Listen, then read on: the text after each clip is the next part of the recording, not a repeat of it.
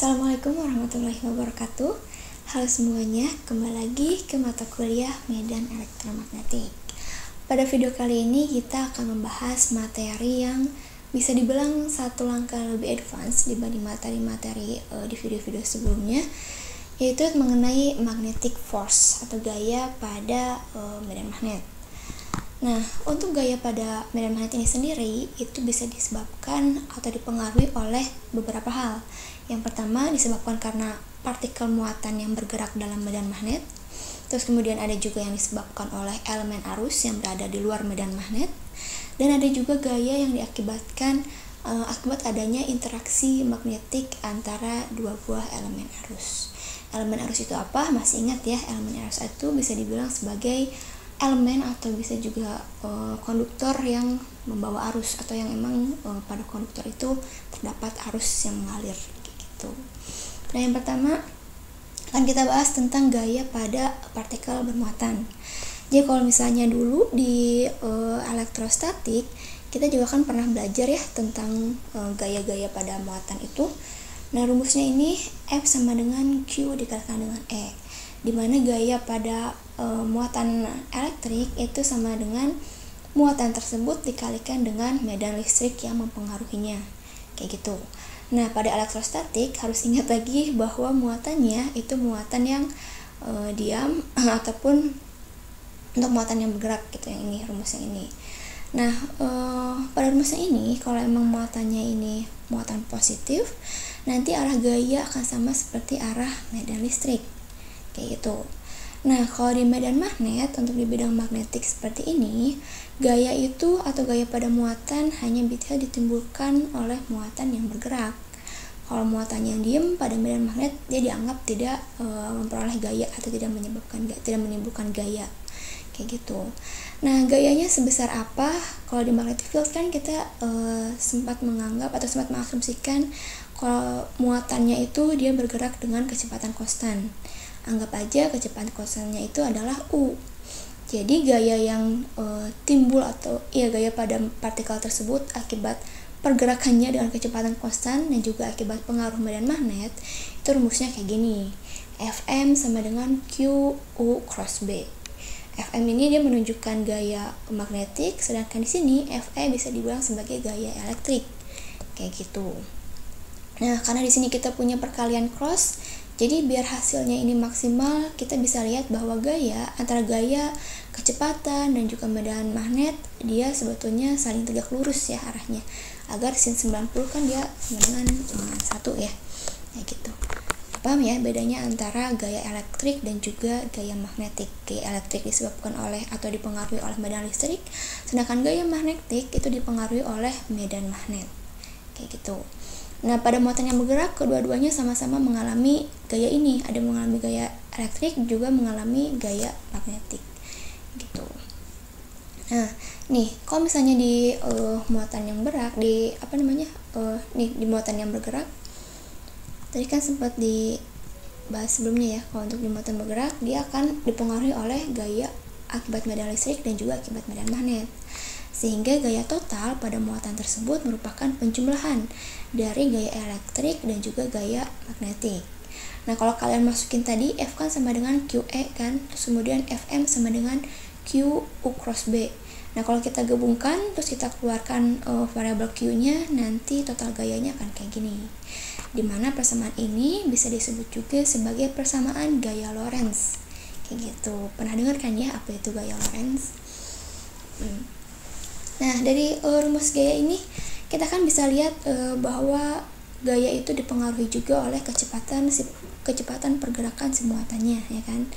Nah, kalau ada kecepatan, sama artinya kita bisa menghitung yang namanya percepatan. Karena kecepatan dan percepatan itu saling terhubung ya, saling terikat gitu, saling berikatan. Gimana cara cari percepatannya? Itu kita masukin ke hukum Newton 2. Masih ingat hukum Newton 2? Yang F sama dengan M kali A. A ini percepatan, M ini adalah massa dari muatannya, gitu. Jadi kalau kita uraikan lagi, F kan sama dengan M kali A. Dimana A ini percepatan kan dia merupakan turunan pertama dari kecepatan. sehingga A-nya bisa kita rubah menjadi bentuk ini, du per dt. Terus ini sama dengan gaya total pada partikel yang sudah pernah kita bahas, yang ini, yang gaya Lorentz ini, yang persamaan gaya Lorentz kayak gitu. Jadi nanti kalau misalnya kalian mau cari percepatannya, tinggal pindahkan variabel m, pindah ke ruas sebelahnya tuh, paham ya? Nah, jadi kalau misalnya ada muatan nih, dimana muatan ini dipengaruhi ini kesimpulannya ya, kalau misalnya muatannya diem, itu sebetulnya dia hanya bisa dipengaruhi oleh medan listrik, sehingga gayanya pun hanya gaya elektrik yang ini, QE ini. Nah, sedangkan untuk muatan yang bergerak itu dia bukan hanya ada gaya elektriknya saja, tetapi ada juga gaya magnetik, sehingga total gayanya untuk partikel yang bergerak itu adalah gaya elektrik ditambah dengan gaya magnetik kayak gitu. Ini total gayanya ya. Jadi ini dipengaruhi oleh muatan ini tuh sebenarnya dia diem atau bergerak sih kayak gitu, total gayanya itu kayak gitu. Paham ya tentang gaya pada partikel? Nah, terus selanjutnya adalah gaya pada elemen arus. Kalau pada elemen arus, jadi kalau misalnya di sebelumnya kan rumus gayanya gini ya, untuk gaya magnetik nih kita bahas sama dengan QU cross B, dimana si partikelnya ditandai dengan ini variabel Q. Nah, kalau sekarang kasus yang ini dia gayanya itu gaya yang disebabkan oleh elemen arus, dimana elemen arus kan bisa macam-macam ya, bisa yang dia ada di suatu garis infinite, biasanya nanti elemen arusnya tuh ditandai dengan ideal kayak gini, atau bisa juga dia terdistribusi pada suatu permukaan sehingga arusnya nanti sama aja kayak KDS. K itu adalah densitas arus permukaan, ds ini adalah permukaan yang kita tinjau, atau bisa juga arusnya dia terdistribusi dalam suatu volume sehingga nanti besar arusnya sama dengan J dV. J ini adalah densitas arus volume ya kan. Nah, sekarang yang jadi pertanyaannya, kalau emang gayanya ini disebabkan oleh elemen arus yang seperti ini, terus nanti rumus gayanya kayak gimana gitu. Nah, kalau sekilas kita lihat pasti yang akan berubah adalah di bagian sini kan, di bagian Q nya ini, karena kan yang Q ini kan ini rumus untuk yang tadi ya, untuk gaya akibat partikel muatan. Nah, emang partikel kan dicirikannya atau ditandainya dengan Q ini ya simbolnya. Nah, untuk mencari tahu gimana bentuk gayanya, bentuk rumus atau rumus gaya akibat elemen arus ini, kita butuh beberapa beberapa hubungan-hubungan lain agar merubah si ideal ini sebetulnya hubungannya dengan Q ini akan kayak gimana sih, kayak gitu. Nah, yang pertama ada hubungan antara arus konveksi. Ini ada di materi sebelum kita kuis. Nah, ini materi arus konveksi, dimana arus konveksi itu ditandai dengan J sama dengan rho V dikalikan dengan U. U ini adalah kecepatan ya. Kenapa kita pakai U? Karena kan di medan atau di muatan ini, kalau kan misalnya kecepatan pakai V ya, tapi kalau di muatan kita rubah pakai U biar nggak ketukar aja antara mana yang V yang untuk volume dan mana yang V untuk kecepatan, kayak gitu sih sebetulnya. Hanya mainan variabel aja, jadi nggak usah bingung ya. Jadi dulu ada nih hubungan arus konveksi di mana J itu sama dengan rho V dikalikan dengan kecepatannya. Jadi arus konveksi itu adalah densitas muatan tersebut dikalikan dengan kecepatan muatan bergerak. Nah, dari persamaan ini itu kita bisa masukkan ke rumus yang ideal ini. Jadi kalau kita punya ideal dimana I itu kan I itu kan dirubah jadi gini. J itu kan dia sebetulnya arus per volume ya, arus per volume. Jadi kalau misalnya kita punya ini J ini, jadi gini, J kan sebetulnya arus per volume, maksudnya per luas permukaan nih, luas permukaan. Terus kalau misalnya kita mau cari I, kita kan butuhnya I ya sebelah sini, kita tinggal pindah luasin aja. Jadi I itu sama dengan J dikalikan dengan ds. Ini pakai D deh ya, karena kita ninjaunya permukaannya kecil kayak gini. I sama dengan JDS. Nah, IJDS ini kita masukin ke sini kita rubah, terus kita dikalikan dengan DL. Jadi nanti kita akan punya IDL itu sama aja kayak J dikalikan dengan DS dikalikan dengan DL. ini J ya. Nah, DS kali DL itu kan berarti sama aja kayak volume ya, karena kan permukaan dikali panjang. Berarti ini bisa kita rubah menjadi dV nih yang sebelah sini. Jadi ideal itu sama aja kayak J dV. Nah, dari rumus ini, rumus arus konveksi, kita punya juga nih kalau J itu sama aja kayak rho V dikalikan dengan U. Jadi J-nya kita rubah jadi rho V dikalikan dengan U dikalikan dengan dV. Kayak gitu. Makanya kita dapat nih yang sebelah sini. Kayak gitu. Nah, setelah kayak gini, kita kan tahu ya rho V dikali dV itu sama aja kayak dQ. Karena kan rho V itu sama aja kayak muatan atau dQ per satuan volume, dQ per dV. Jadi dQ sama aja rho V dikalikan dengan dV. Di sini kita punya rho V kali dV, bisa kita rubah menjadi dQ. Sehingga nanti kita punya ideal itu sama aja kayak dQ dikalikan dengan U. Kayak gitu. Nah, karena kita ini ya, kita punya ideal itu sama aja kayak dQ dikalikan dengan U. Nah, di sini di gaya yang ini, gaya yang awal tadi, di sini adalah Q dikalikan dengan U. Sedangkan kalau misalnya kita punyanya elemen arus, itu nanti sama aja kayak dQ dikalikan dengan U nih, si ideal itu. Nah, hubungannya ke rumus gayanya itu nanti akan menjadi gini, dF. Ini gini nih, kalau saya tulis ulang ya. Kita kan awalnya punya gini ya, F itu sama dengan, untuk yang partikel nih, Q kalikan U dikroskan dengan B. Gitu. Nah, sedangkan tadi kita dapat nih kalau yang gaya pada elemen arus itu kita punya hubungan bahwa IDL sama aja kayak dQ dikalikan dengan U. Nah, kalau ini kita masukin ke sini, berarti kan nanti kita akan rubah ininya menjadi dQ nih. Kalau ini menjadi dQ, otomatis F-nya juga menjadi ada D-nya ya, dF. Karena hanya untuk muatan terkecil Q aja nih si gayanya ini. Nah, kayak gini. Si dQ ini bisa kita rubah nih jadi IDL kalau untuk elemen arus kan. Jadi nanti kita akan punya dF sama dengan, ini F ya bukan R, sama dengan dQ U cross B.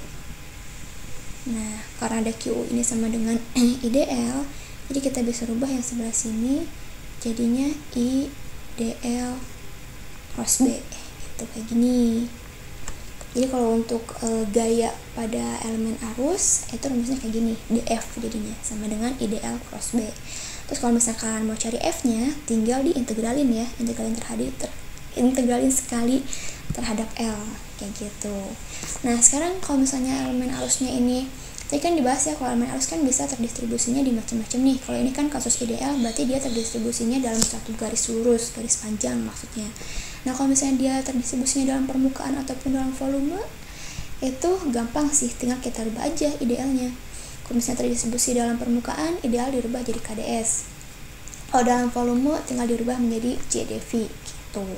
Jadi F-nya pun integralnya, jumlah integralnya tergantung dari si arusnya ini terdistribusi dalam apa. Kalau dalam hanya dalam garis panjang ini kan berarti integralnya cuma sekali ya. Nah, tapi kalau misalnya dalam terdistribusi dalam suatu permukaan, otomatis integralnya nanti akan 2 kali.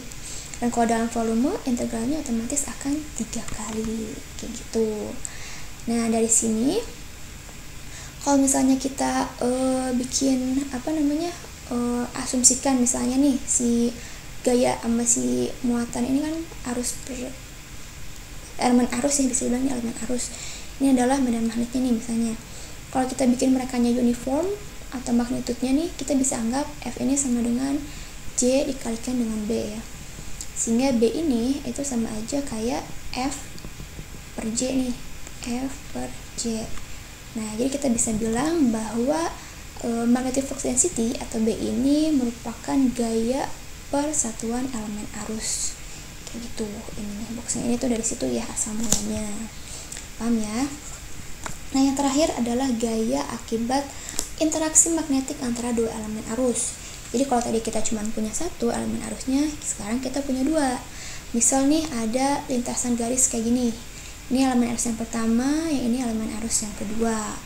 Nah, di mana setiap elemen arus ini mereka dialiri arus ya masing-masingnya. Ini dialirin arusnya adalah I1, kalau yang rangkaian 2 dialirin arusnya adalah sebesar I2 kayak gitu. Nah, untuk mengecek pengaruhnya, jadi kalau misalnya di elemen arus ini biasanya kita carinya gayanya tuh kayak gini. Kita akan mencari gaya pada misalnya ya pada elemen 1 yang diakibatkan oleh ini B pada elemen 2 ini.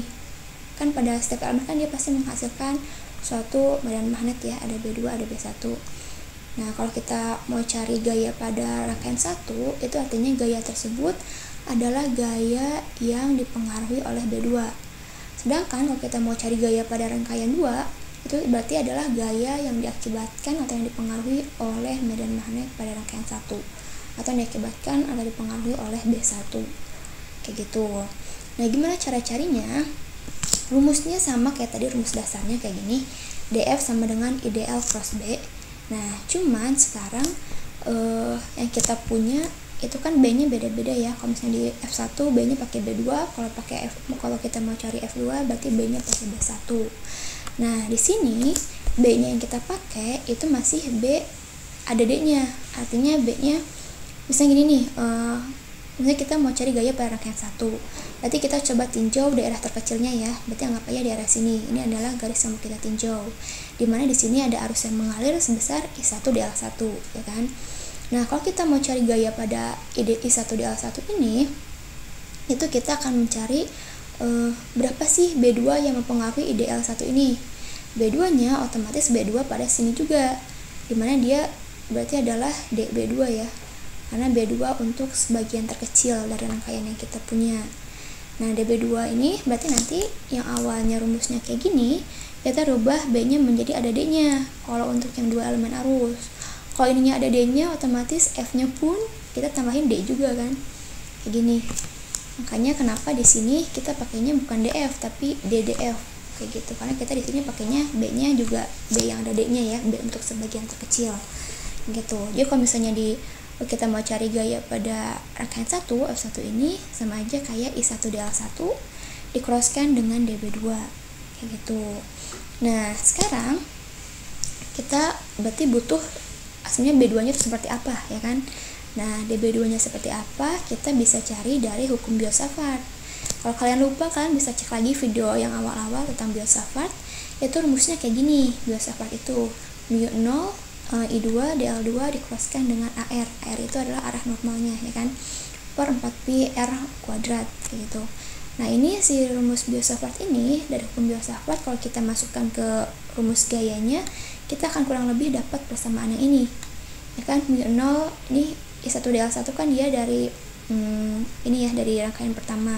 Terus yang DB2 nya ini I2 dl2 cross AR, yang ini dikalikan dengan mu0 karena konstanta kita bisa pindahkan ke depan, terus dibagi 4pi R kuadrat ya. Ini dari Biot-Savart nih tentang DB2 nya, seberapa besar DB2 nya kayak gitu. Nah, kalau kita mau cari F nya, karena di sini F nya itu adalah ada D nya 2 kali, berarti kalau kita mau cari F nya kita butuh diintegralkan juga sebanyak 2 kali. Nah, jadi kita akan punya ini semua yang konstanta ini dikeluarin nih, mu0, I1, I2 dan 4pi. Terus kita integralin sebanyak 2 kali. Yang pertama terhadap lintasan L1, yang kedua terhadap lintasan L2. Isi integralnya apa? Tentunya ini ya, ada dl1, terus ada dl2 cross AR per sama R kuadratnya kayak gitu. Jadi kalau misalnya kalian punya dua rangkaian elektrik, 2 rangkaian listrik, terus kalian mau cari gaya di salah satu rangkaiannya akibat pengaruh dari rangkaian lain, itu rumusnya kayak gini. Ini untuk F1. Nah, untuk F2-nya kayak gimana? F2-nya sama aja, cuman bedanya ini subscript yang 1 kita rubah menjadi angka 2, dan subscript yang 2 kita rubah menjadi angka 1. Dan kalau kita hitung, nanti F2 ini sebetulnya sama aja kayak negatif F1. Karena kan kalau F1 kan nanti arah gayanya ke sana ya sebetulnya. Nah, kalau F2 arah gayanya ke sana. Jadi bisa kita lihat F1 ini dengan F2 dia tandanya berlawanan. Nah, ada minusnya di sini. Nah, ini sesuai dengan hukum Newton 3. Tapi ya aksi reaksi kan, dia aksi reaksi. Kayak gitu. Paham ya? Kita lanjut untuk contoh soal. Nih, misalnya nih kalian punya muatan 3 kolom, masanya ini adalah 2 kilo, awal mula posisinya di sini. terus kecepatan awalnya juga segini, dan medan listriknya adalah segini. Kalian diminta buat cari semua jenis ini pada waktu 1 detik, ya kan? Nah, pertama untuk kecepatan nih. Kecepatan itu cara-caranya gimana? Di sini kan udah ada ya kecepatannya segini. Nah, ini adalah kecepatan untuk saat T-nya 0, berarti kan karena dia adalah kondisi awal mula. Nah, yang ditanya adalah kecepatan pada waktu 1 detik. Gimana carinya? Karena di sini kecepatannya dia nggak ada hubungannya dengan T ya, jadi kita nggak bisa langsung masukin T sama dengan 1. Makanya kita bisa pakai rumus untuk hukum Newton. Dimana kan F sama dengan M kali A ya kan, sama dengan Q dikalikan dengan E nih. Karena ini kan kita masih membahas tentang medan listrik ya. Jadi kita punya ini. Nah, terus pertama-tama untuk partikel, saya salah, ini carinya percepatan ya, bukan kecepatan. Nggak, cari-cari percepatan yang gampang, berarti tinggal kita sebetulnya tinggal kita bisa bilang integralin, kita turunin ya sebenarnya dari sini, dari kecepatannya. Kan A itu adalah sama dengan dV per dt. dV per dt. Nah, tapi masalahnya kecepatan yang kita punya di sini dia bukan merupakan suatu fungsi terhadap waktu. Jadi kita nggak bisa nih pakai rumus ini, kita nggak bisa turunin kayak gini. Nah, cara lain kita bisa pakai yang hubungan di hukum Newton. F sama dengan M kali A sama dengan Q dikalikan dengan E, medan listriknya. Sehingga kalau mau cari A, tinggal kita pindah ruaskan ya si M-nya ke sini. Jadi A itu adalah ini, QE per M. Nah, kalau udah kayak gini tinggal masukin aja. Q-nya kan 3 kolom, M-nya itu 2 di sini, terus E-nya itu ini ada ya medan listriknya. Kita masukin ke sini, terhasilnya adalah kayak gini. Ini adalah percepatannya. Terus yang kedua kita disuruh cari kecepatan partikel. Nah, kecepatan partikel tapi pada waktu 1 detik. Berarti yang ini, yang awal yang ada di soal ini, dia bukan kecepatan yang kita cari ya, tapi dia hanya sebagai initial value, sebagai nilai awal dari kecepatannya. Nah, cara cari kecepatan partikelnya gimana? Pada saat waktu 1 detik tentunya kita butuh fungsi terhadap waktu ya, fungsi kecepatan terhadap waktu itu sendiri. Gimana cara carinya? Jadi awalnya berhubung kita udah punya ini nih, percepatan akan sama dengan dV per dt, kita bisa dapat nih fungsi kecepatan terhadap waktu A sama dengan dV per dt. Jadi kalau misalnya kita mau cari V-nya, itu kan sama aja kayak kita pindah ruas aja ya, dV itu sama dengan A dikalikan dengan dt. Nah, jadi kalau kita mau cari V yang merupakan fungsi terhadap waktu, tinggal kita integralin aja A dt. Jadi percepatan yang kita dapat tadi kita integralin terhadap dt kayak gini. Ini ya, jadi A sama dengan du per dt. Terus dimana ini kan percepatannya. Nah, U sendiri kan dia ada komponen x, y, z kan. Nah, untuk mencari setiap ux ini berapa, uy berapa, uz ini berapa, itu kita integralin. Jadi awalnya gini nih, dux per dt kan sama dengan 18 ya. Nah, kalau untuk mencari u-nya, kita integralin si 18-nya terhadap t. Berarti kita punya 18t ditambah suatu konstanta, ya kan?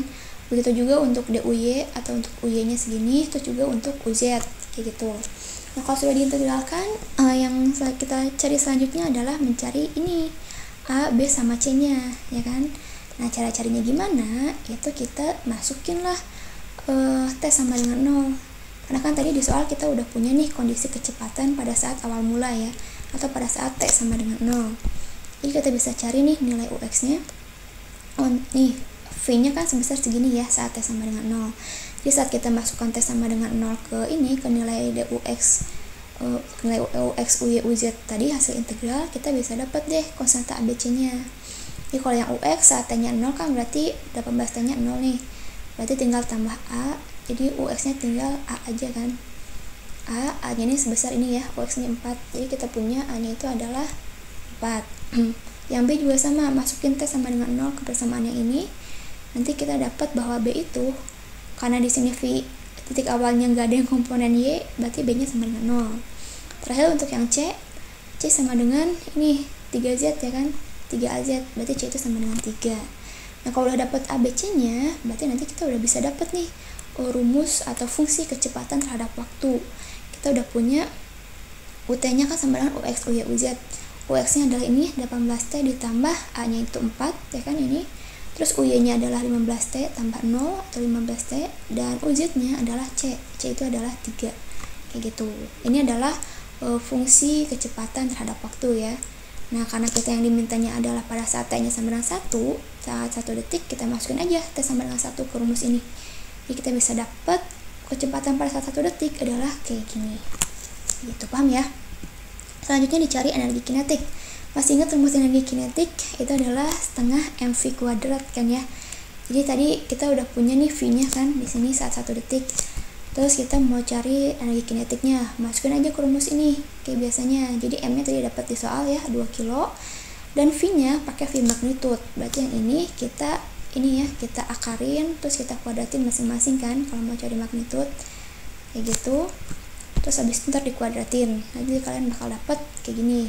Ini energi kinetiknya adalah sebesar 718 joule. Gampang ya. Dan yang terakhir kita disuruh cari posisi. Posisi itu, kalau tadi kita punya percepatan adalah dv per dt, nah kita punya lagi nih satu lagi v itu adalah posisi ya, posisi kita anggap L deh, dl per dt kayak gitu. Jadi kalau misalnya kita mau cari dl nya sama kayak tadi, tinggal diintegralin aja si v nya, integral v dikalikan dt kayak gitu. V-nya V yang mana? Tentunya V yang ada fungsi terhadap waktu ya, yang ini kita pakai. Jadi kalau kita mau cari posisi X, Y, Z kayak gini, dl per dt, dimana L-nya itu kan ada komponen X, Y, dan juga Z, kita harus mengintegralkan si fungsi kecepatan ini tadi terhadap waktu gitu. Jadi X-nya untuk X, hasil integral dari ini 18T plus 4 diintegralin, sama aja kayak ini ya, 9T kuadrat tambah 4T tambah A1. Terus yang untuk UY-nya berarti kita mengintegralkan si 15T ini, sama aja kayak 7,5T kuadrat tambah B1, dan yang UZ-nya, yang posisi Z-nya kita mengintegralkan si UZ. Berarti sama aja kayak 3T tambah C1. Nah, untuk cari A1, B1, C1-nya sama kayak sebelumnya, kita menggunakan posisi yang udah diketahui di soal. Di sini ada posisi awal partikel di titik ini. Nah, ini berarti saat T sama dengan 0 ya. Nah, kita masukkan aja T sama dengan 0 ke setiap masing-masing fungsi X, Y, Z ini. Nah, terus ntar sama dengan si titik awal ini. Kayak gitu. Ya, maksudnya untuk yang pertama nih, masukin T sama dengan 0 kan berarti tinggal A1 doang ya. A1, tadi di posisi pertamanya untuk komponen X adalah 1. Jadi makanya A1 sama dengan 1 gitu. Terus B1 juga kayak gitu cari-carinya, dan C1 juga sama. Jadi nanti kita bisa dapat nih fungsi posisi terhadap waktu. Kan posisinya tadi ini ya, yang 3 ini. Tinggal kita masukin A1, B1, C1-nya dengan nilai yang kita dapat dari sebelah sini. Jadi nanti posisinya kayak gini nih. Semua fungsinya ya, 9T kuadrat tambah 4T tambah 1 untuk yang X. Terus untuk yang Y sama dengan 7,5T kuadrat diambil 2. Dan untuk yang Z sama dengan 3T. Nah, karena kita disuruh carinya posisi pada saat T sama dengan 1, berarti tinggal kita inputkan aja T sama dengan 1 ke sini. Dan kita dapat posisinya adalah segini. Di posisi 14 untuk X-nya, Y-nya sama dengan 5,5, dan Z-nya sama dengan 3. Gitu, paham ya? Contoh yang kedua nih, kita punya partikel muatan bergeraknya dengan kecepatan konstan segini. Terus medan listriknya segini, dan medan magnetnya segini. Jadi sesuai yang kita bahas tadi ya, kalau muatan yang bergerak, gaya yang pada muatan itu ada 2, yaitu gaya akibat medan listrik dan juga gaya akibat medan magnet. Nah, di sini kita dimintanya buat cari B0 nih, B0 dari fungsi B ini, sehingga kecepatan partikel tetap konstan.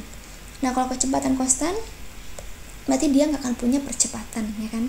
Atau bisa dibilang A-nya akan sama dengan 0. Nah, karena kita tahu A-nya sama dengan 0, tinggal kita masukin aja ke rumus hukum Newton. Kita kan punya F sama dengan MA ya kan, di hukum Newton. Karena A-nya sama dengan 0, berarti otomatis F-nya pun sama dengan 0. Nah, untuk muatan yang dipengaruhi oleh medan listrik dan medan magnet, rumus gayanya kayak gini, ya kan? Kayak tadi, Q dikali E tambah U cross B. Nah, kalau udah kayak gini, tinggal kita masukin aja yang ada di soal. Q-nya nggak ada di soal ya, kita anggap aja udah Q. Terus E-nya itu ini 20 AY kita masukin. Terus U-nya adalah 4AX dan B-nya itu adalah B0AZ. Gini. Nah, pertama yang harus kita lakukan adalah mengcrosskan ini dengan bisa menggunakan operator curl, atau yang lebih mudahnya karena ini gampang ya. Ini kita cari cross AX terhadap AZ. Yaitu adalah, ya masih ingat X di-crosskan terhadap AZ, pakai aturan tangan kanan itu sama dengan minus AY. Ya, minus AY. Nah, terus Q-nya kan pindah ke sini, dia sama dengan 0. Terus nanti 20AY pun kita pindahin ke ruas sebelah kiri, jadi minus 20AY sama dengan, ini kan karena tadi arahnya jadi minus AY, terus ininya komponennya adalah 4 dikali B0 sini. Kalau udah kayak gini gampang ya, tinggal kita cari B0 nya. Ini AY nya bisa saling coret, terus tanda negatifnya bisa saling coret, jadi didapat deh B0 adalah 20 bagi 4 atau sama dengan 5. Jadi saat B nya ini, badan magnetnya adalah 5AZ, itu muatan tersebut dia tetap bergerak tapi kecepatannya konstan, jadi nggak ada percepatan gitu pada muatan tersebut, kayak gitu. Paham ya? Yang ketiga, soal terakhir ini untuk contoh soal yang 2 elemen arus. Misal kita punya 2 elemen arus, yang pertama lurus kayak gini, garis lurus, yang kedua sebuah loop kayak gini. Nah, kita diminta buat cari berapa sih gaya pada loop ya, akibat arus I1, akibat pengaruh dari elemen current yang ini, yang garis lurus ini gitu. Nah, cara carinya gimana? Untuk elemen arus yang panjang atau berupa garis, kita punya F sama dengan integral IDL cross B kan sebetulnya. B nya, karena ini adalah kita dimintanya F pada 2, berarti idealnya pakai ideal yang kedua, dan B nya adalah B1 ya kan, B pada rangkaian 1. Nah, gimana cara carinya? Tentunya karena kita punya loop, berarti di setiap lintasan loop ini dia bakal ada gaya ya kan. Nah, gayanya berapa dan gayanya arahnya kemana, itu nanti akan bisa dilihat dari hasil substitusi rumusnya gitu. Jadi ini ya, kita coba lihat bener nggak sih di bagian atas ini tuh dia arahnya ke arah Z. Kita coba lihat nih di rumus ini.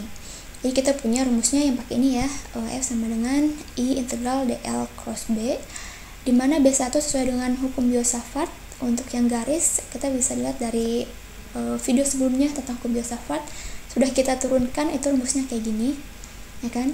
Dimana ini kenapa dia sebenarnya di bawah sini adalah rho ya, tapi kenapa dia rho 0, karena kan kita mau ngeceknya pertama adalah lintasan 1 nih.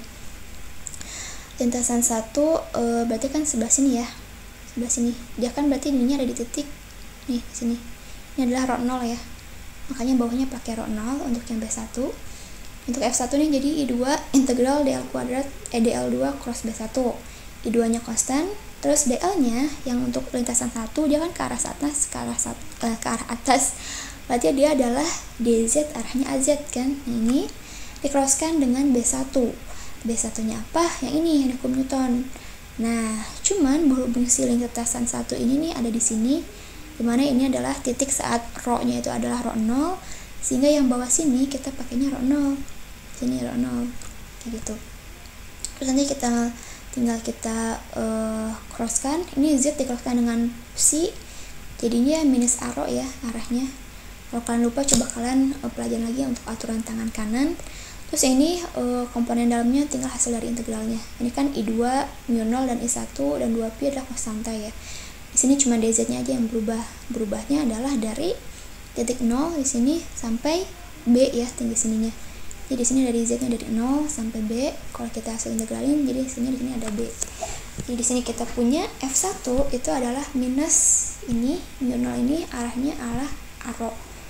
Arrow-nya ada minusnya ya, berarti minus arrow gitu. Kalau arrow-nya ini ke sebelah sini, berarti F1 adalah minus arrow ke sebelah sana.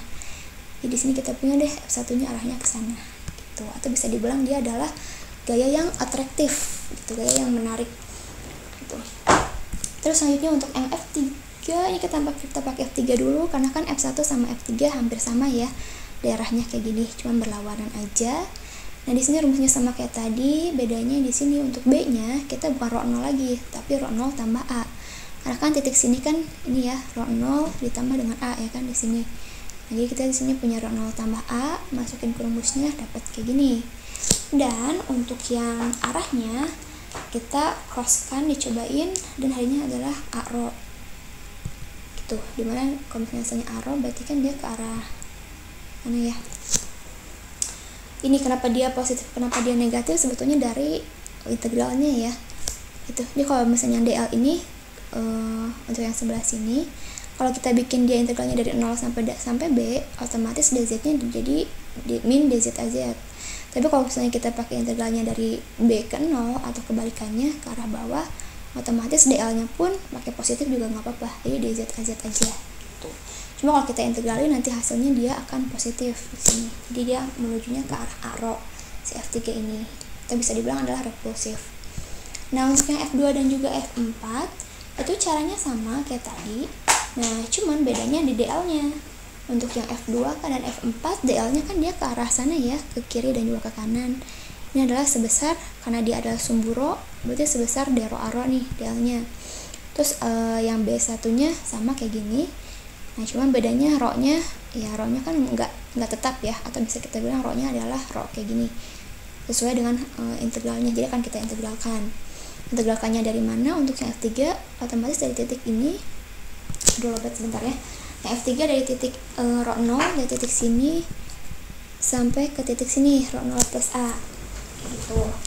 Terus sebentar saya cas dulu. Jadi nanti di situ hasil integralnya integral dari rho 0 sampai rho 0 plus A gitu. Nah, kalau sudah kita integralkan, nanti bisa dapat, ini kan semuanya konstan ya, rho 0i 1 dan i2 dan juga 2pi konstan. Kita pindahin ke sebelah sini keluar, dan di integralnya hanya ada tinggal d rho per rho. Kalau kita integralin jadinya ln dari rho kan. Nah, rho-nya dari rho 0 plus A, dari rho 0 sampai rho 0 plus A. Jadi sebelah sini jadi kayak gini bentuknya. Arahnya kemana? Tinggal kita crosskan aja rho terhadap psi, kita dapat AZ. Jadi kita punya F2 itu arahnya ke atas. Untuk yang F4 sama kayak yang sebelumnya sebelah sini, cuman bedanya sekarang kebalikannya DL-nya, yaitu ke arah minus A rho ya. Yang kalau kalian integralin nanti hasilnya dapat yang negatif kayak gini. Jadi F4-nya ini ke arah minus AZ, ke arah bawah. Tuh. Nah, kalau kalian diminta berapa total gayanya, tinggal kalian jumlahin aja dari F1 sampai F4. Untuk yang F2 dan juga F2, yang F3 dan juga F1, F2, F3 dan F4 kita gabungin, nanti kita bisa dapat persamaannya kayak gini totalnya. Kayak gitu. Terus karena kita tahu ada hukum Newton aksi reaksi, jadi kalau kita punya F dari current 1 itu ke arah sana, nah maka F dari elemen 2 atau elemen loop kita itu akan ke arah berlawanannya.